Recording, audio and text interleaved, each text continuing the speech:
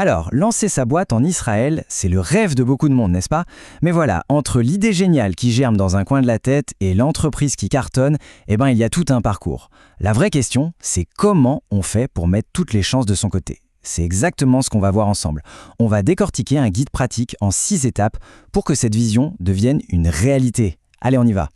Cette phrase, elle parle à énormément de gens, j'en suis sûr. Parce que oui, le rêve, l'envie, l'énergie, tout ça c'est là. Mais passer à l'action, concrétiser, là c'est une autre histoire. Ça ne s'improvise pas du tout. Ça se prépare, ça se construit, pas à pas.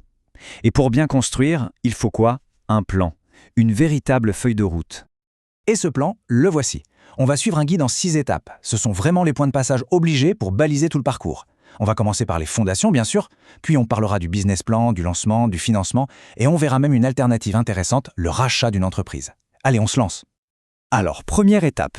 Et là, on parle de la base, vraiment le socle sur lequel tout va reposer, les fondations.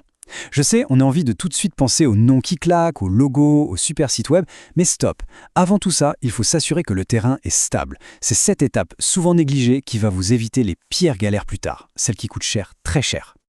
Mais concrètement, poser les fondations, ça veut dire quoi? C'est un véritable travail d'enquête. D'abord, il faut se mettre dans les baskets de ses futurs clients pour vraiment comprendre le marché. Ensuite, on met sa casquette de détective privé et on va espionner la concurrence. Qui sont-ils? Que font-ils? Et surtout, où est-ce qu'il y a une place pour nous? Pour faire mieux ou juste différemment? Après ça, on teste son concept, on le jette dans l'arène pour voir s'il tient la route. Et enfin, le plus dur peut-être, être super honnête avec soi-même. Quelles sont nos forces et où sont nos faiblesses, nos fameux angles morts? Ok, le terrain est sondé, on sait où on met les pieds, on peut passer à l'étape numéro 2, dessiner les plans de la fusée. Et ces plans, c'est le fameux business plan. Oui, je sais, ce mot fait parfois un peu peur, on s'imagine un truc hyper complexe, mais en réalité, c'est votre meilleur ami dans cette aventure. Il faut vraiment le voir comme le GPS de votre projet. C'est l'outil qui va vous obliger à poser les choses noir sur blanc, à mettre des mots, des stratégies et oui, des chiffres sur votre vision. Où est-ce qu'on va exactement? Comment on y va? Et avec quel budget? C'est vraiment le moment magique où l'idée un peu floue se transforme en un plan d'action hyper clair, hyper cohérent. Et ce business plan, il a un double super pouvoir. D'un côté, c'est votre arme secrète, votre argumentaire de choc pour les convaincre des investisseurs ou des banquiers de monter à bord. Mais de l'autre côté, et c'est peut-être même le plus important, c'est votre tableau de bord de tous les jours. C'est ce qui va vous aider à prendre les bonnes décisions, à garder le cap, même quand ça secoue un peu. Bon, le plan est là, il est solide, la vision est claire. Place à l'étape 3, le moment que tout le monde attend, le grand saut, le lancement.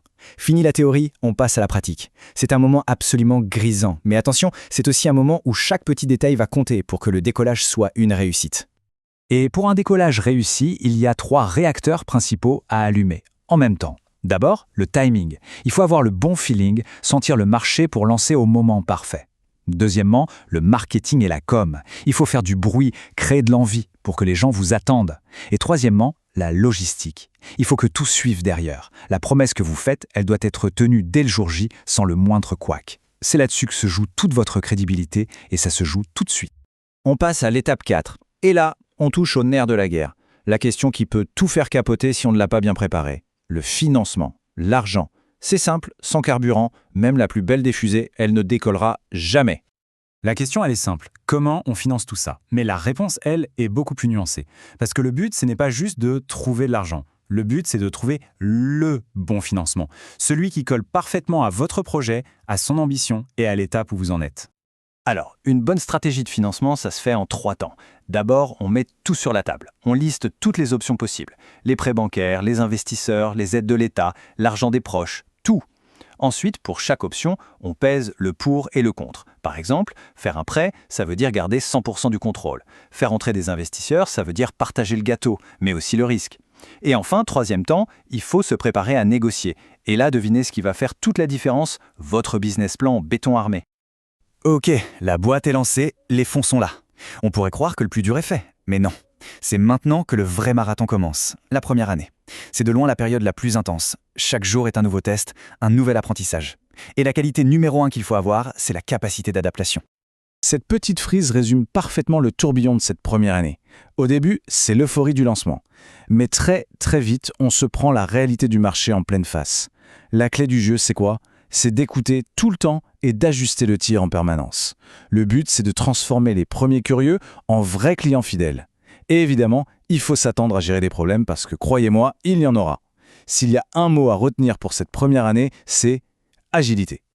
Et on termine avec la 6e et dernière étape, qui est en fait une alternative.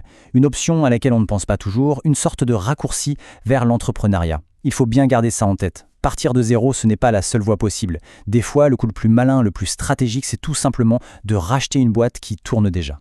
Ce petit comparatif résume bien le choix à faire. D'un côté, on a la création pure, partir d'une page blanche. C'est la liberté totale, la créativité absolue, mais c'est aussi le risque maximum au démarrage. De l'autre côté, le rachat. Là, on hérite d'une base qui est déjà solide. Des clients, un chiffre d'affaires, des process qui fonctionnent. Mais il faut faire avec ce qui existe déjà. Une histoire, une culture d'entreprise, des équipes.